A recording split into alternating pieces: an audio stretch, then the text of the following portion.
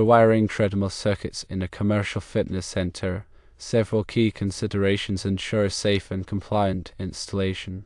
Your selection of number 12 THHN conductors and a 3/4 inch ENT conduit is generally appropriate for 20 amp circuits.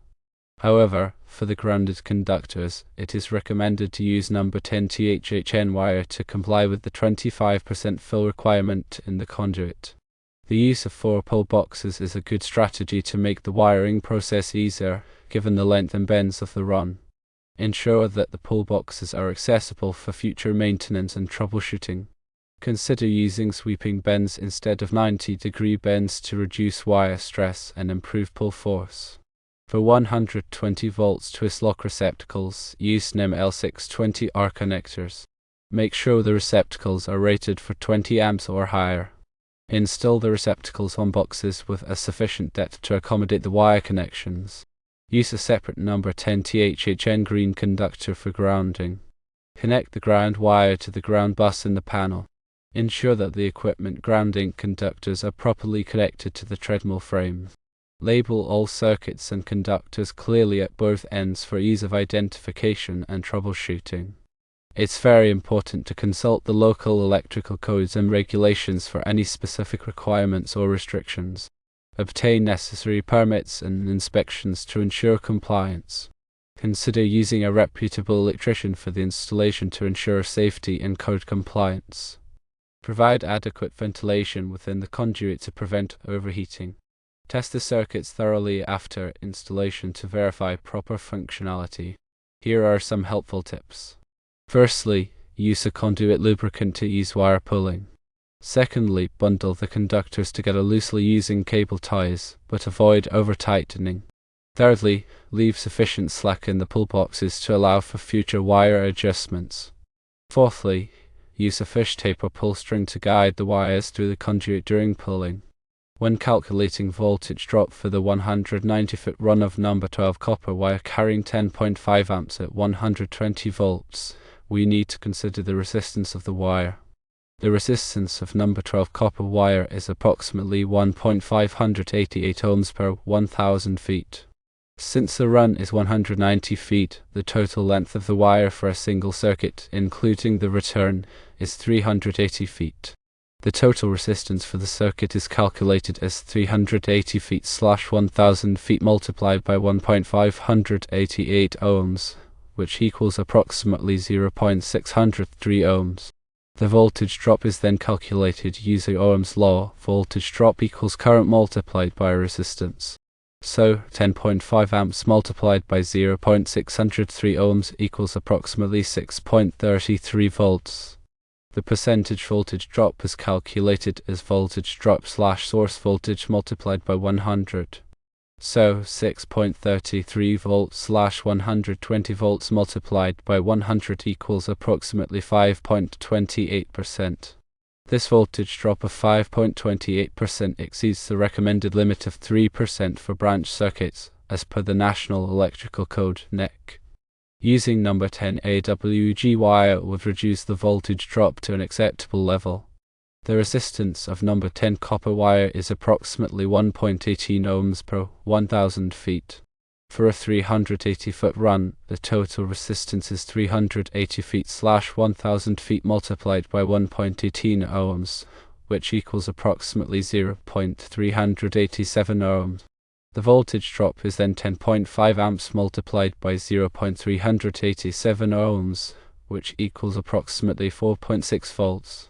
The percentage voltage drop is 4.6 volts / 120 volts multiplied by 100, which equals approximately 3.38%.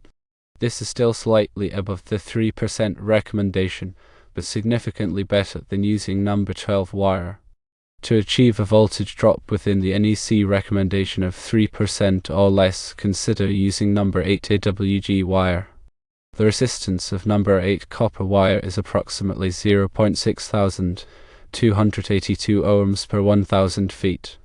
For a 380-foot run, the total resistance is 380 feet / 1000 feet multiplied by 0.6282 ohms, which equals approximately 0.239 ohms.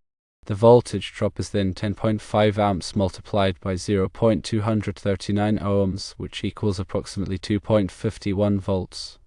The percentage voltage drop is 2.51 volts / 120 volts multiplied by 100, which equals approximately 2.9%. This is well within the acceptable voltage drop limit. Considering the 25% fill rule for conduit, using appropriately sized conductors is crucial. For a 3/4-inch EMT conduit, the maximum number of number 12 THHN conductors allowed is typically 9, and the maximum number of number 10 THHN conductors is typically 6. However, this also depends on whether you are using a grounding conductor or not. The 25% fill rule is in place to allow for heat dissipation and to avoid damaging the conductors during installation. The actual number may vary slightly based on specific conduit and wire types, so it is important to consult the NEC and manufacturer specifications. Using number 12 THHN conductors and a 3/4-inch EMT conduit is generally acceptable for 20 amp circuits, but it is essential to verify that the number of conductors does not exceed the 25% fill limit. Always refer to the NEC for precise calculations and to ensure compliance. For the grounded conductors, use number 10 THHN wire to comply with the 25% fill requirement in the conduit. When installing 120 volts twist lock receptacles in a commercial fitness center, it's important to select the correct NEMA configuration to ensure safety and prevent incorrect connections. For 20 amps, 120 volt circuits, the appropriate NEMA configuration is L520R for the receptacle and L520P for the plug. These are twist lock type connectors. Make sure the receptacles are rated for 20 amps or higher to handle the load of the treadmills. Install the receptacles on boxes with sufficient depth to accommodate the wire connections and ensure there is enough space for the wires to bend without excessive strain. It is also important to properly ground the receptacles and equipment to protect against electrical shock. In a commercial setting, where equipment like treadmills is used extensively, proper grounding is critical for safety. Use a separate number 10 THHN green conductor for grounding.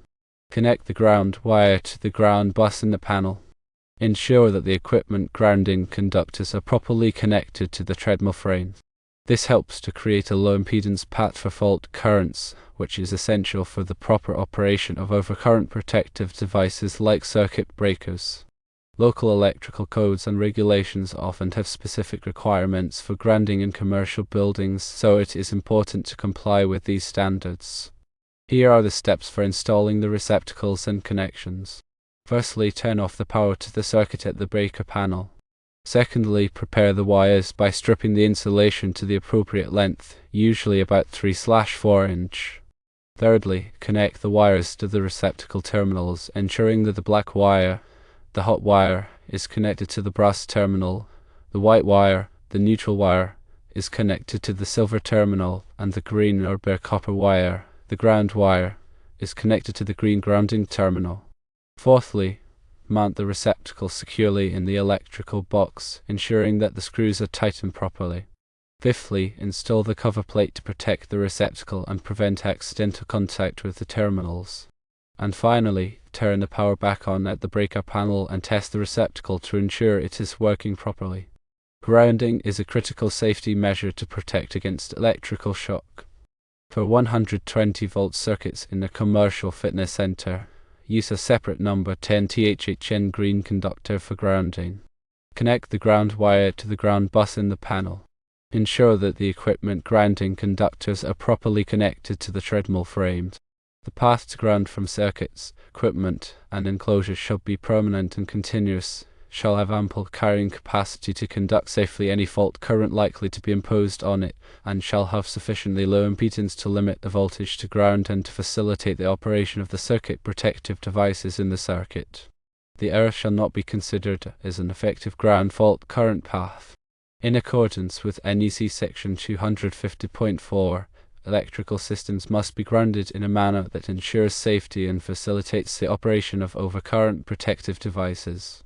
In accordance with NEC Section 250.130, equipment grounding conductors and bonding jumpers play a crucial role in providing a low impedance path for fault currents, ensuring that circuit breakers or fuses operate quickly to clear the fault. Additional considerations include consulting the local electrical codes and regulations for any specific requirements or restrictions. Obtain necessary permits and inspections to ensure compliance. Consider using a reputable electrician for the installation to ensure safety and code compliance. Provide adequate ventilation within the conduit to prevent overheating. Test the circuits thoroughly after installation to verify proper functionality. When installing electrical circuits for treadmills in a commercial fitness center, proper labeling is essential for ease of identification and troubleshooting. Clearly label all circuits and conductors at both ends, typically at the breaker panel and at each receptacle. Use a labeling machine to create durable and legible labels that include the circuit number, the equipment it serves, and the voltage. At the breaker panel, labels should correspond to the circuit directory, providing a clear description of each circuit's purpose. At the receptacles, labels can be affixed to the cover plates or adjacent to the receptacle, indicating the circuit number and the equipment it serves. This helps prevent confusion during maintenance or repairs and ensures that the correct circuit is de-energized when working on the equipment. In accordance with NEC Section 110.22, labeling is a crucial safety measure to prevent accidental disconnection of critical circuits.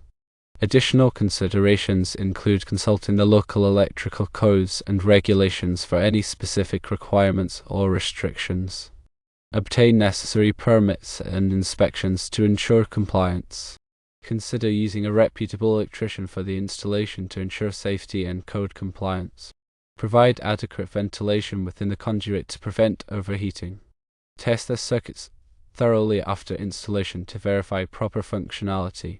Additional considerations for wiring treadmill circuits in a commercial fitness center include consulting the local electrical codes and regulations for any specific requirements or restrictions. Electrical codes vary by location and may have specific requirements for commercial installations, such as the type of wiring methods allowed, the spacing of receptacles, and the grounding requirements. Obtain necessary permits and inspections to ensure compliance. Electrical permits are typically required for new electrical installations or modifications to existing circuits in commercial buildings. These permits ensure that the work is inspected by a qualified electrical inspector to verify that it meets the requirements of the electrical code. Consider using a reputable electrician for the installation to ensure safety and code compliance. A qualified electrician has the knowledge, skills, and experience to perform the work safely and correctly. They can also help ensure that the installation meets the requirements of the electrical code and any other applicable regulations. Provide adequate ventilation within the conduit to prevent overheating. When multiple conductors are installed in a conduit, they can generate heat, which can cause the conductors to overheat and potentially fail. To prevent this, it is important to provide adequate ventilation within the conduit by using the correct size conduit and ensuring that the conductors are not overcrowded. Test the circuits thoroughly after installation to verify proper functionality. After the electrical installation is complete, it is important to test the circuits to ensure that they are working properly and that they are safe to use. This includes testing the voltage, current, and grounding to verify that they are within the acceptable limits. According to NEC Section 310.15, conductors must be installed in a manner that allows for adequate heat dissipation to prevent overheating and potential damage to the wiring system. Also, NEC Section 110.3 requires that all electrical equipment be installed and used in accordance with the manufacturer's instructions and the requirements of the code to ensure safety and proper operation. Conduit routing for wiring treadmill circuits in a commercial fitness center involves several key considerations. The use of 4 pull boxes is a good strategy to make the wiring process easier, given the length, which is 190 feet, and the bends of the run, which includes 3 90-degree bends. Ensure that the pull boxes are accessible for future maintenance and troubleshooting. Position them in locations where they can be easily reached without obstruction. Consider using sweeping bends instead of 90-degree bends to reduce wire stress and improve pull force. Sweeping bends have a larger radius, which makes it easier to pull wires through the conduit and reduces the risk of damaging the insulation. Plan the conduit route to avoid obstructions and minimize the number of bends. Each bend increases the pulling force required and the risk of wire damage. Use appropriate conduit supports to secure the conduit to the building structure. Support should be spaced according to the NEC requirements to prevent sagging or movement of the conduit. It's important to use a conduit lubricant to ease wire pulling. Lubricant reduces friction and makes it easier to pull the wires through the conduit, especially in long runs or with multiple bends. Follow the NEC guidelines for conduit fill to ensure that the conduit is not overcrowded with conductors. Overcrowding can lead to overheating and difficulty pulling wires. Using the appropriate size conduit ensures compliance with NEC standards and facilitates easier installation and maintenance. Firstly, ensure that the pull boxes are adequately sized to accommodate the number and size of conductors. The NEC specifies minimum dimensions for pull boxes based on the conduit size and the number of conductors. Secondly, support the conduit properly to prevent sagging or damage. Use conduit hangers or straps spaced according to the NEC requirements. Thirdly, avoid running conduit through areas where it may be subject to physical damage, such as forklift traffic or storage areas. If this is unavoidable, protect the conduit with guards or barriers. Fourthly, maintain proper clearance between the conduit and other building systems such as plumbing, HVAC, and structural elements. And finally, label the conduit clearly to indicate the circuits it serves. This helps prevent confusion during maintenance or repairs. When wiring treadmill circuits, and you have pull boxes, you want to leave sufficient slack in the pull boxes to allow for future wire adjustments or repairs. This provides flexibility when troubleshooting or making changes to the wiring system. Bundle the conductors together loosely using cable ties, but avoid over-tightening. Over-tightening can damage the insulation of the wires. Use a fish tape or pull string to guide the wires through the conduit during pulling. Attach the wires securely to the fish tape or pull string to prevent them from coming loose during the pull. Pull the wires smoothly and steadily, avoiding sudden jerks or stops. This helps prevent damage to the wires or the conduit. Use a conduit lubricant to reduce friction and make it easier to pull the wires. Ensure that the lubricant is compatible with the wire insulation and the conduit material. Inspect the wires carefully after pulling to ensure that they have not been damaged. Look for any signs of cuts, abrasions, or other damage. If any damage is found, replace the affected wires. Follow the NEC guidelines for wire pulling tension to avoid overstressing the conductors. Overstressing can weaken the conductors and lead to premature failure. Ensure that the pull boxes are properly grounded. This provides a safe path for fault currents and helps prevent electrical shock. Seal the conduit ends to prevent moisture and debris from entering the conduit. This helps protect the wires from corrosion and other damage. Consider using colored tape or labels to identify the different circuits. This makes it easier to keep track of the wires and prevents confusion during maintenance or repairs. Document the wiring layout and circuit assignments for future reference. This helps with troubleshooting and makes it easier to make changes to the wiring system in the future. Always work safely and follow all applicable electrical codes and regulations. Electrical work can be dangerous, so it is important to take precautions to protect yourself and others. For the grounding, use a separate number 10 THHN green conductor for grounding. Connect the ground wire to the ground bus in the panel. Ensure that the equipment grounding conductors are properly connected to the treadmill frames.